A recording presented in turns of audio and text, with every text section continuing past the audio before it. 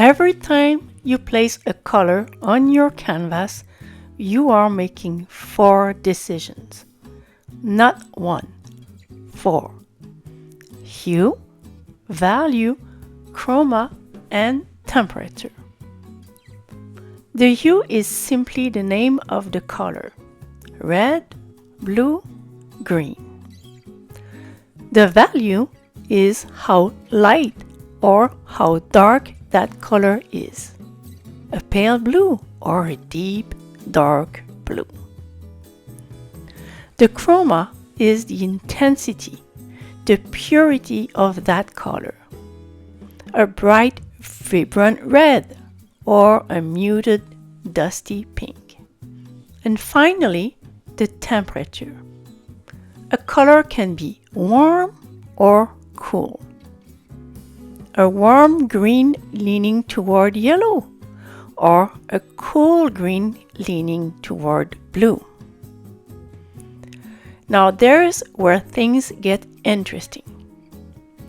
In drawing, you mainly think about value, light and shadow. That's what builds form. But in painting, you are juggling all 4 dimensions at once. And that's why painting is so much harder.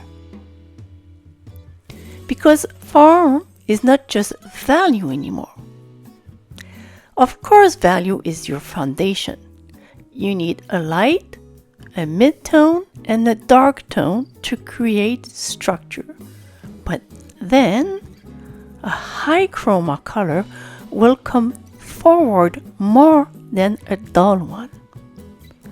A warm color will advance more than a cool one. So now, your illusion of form depends on a delicate balance. You are constantly adjusting, comparing, correcting. You are not just painting what you see, you are constructing an illusion, a controlled illusion. Just like a magician on stage, your job is to guide the viewer's eye and make them believe in something that isn't actually there. A flat surface that suddenly feels alive.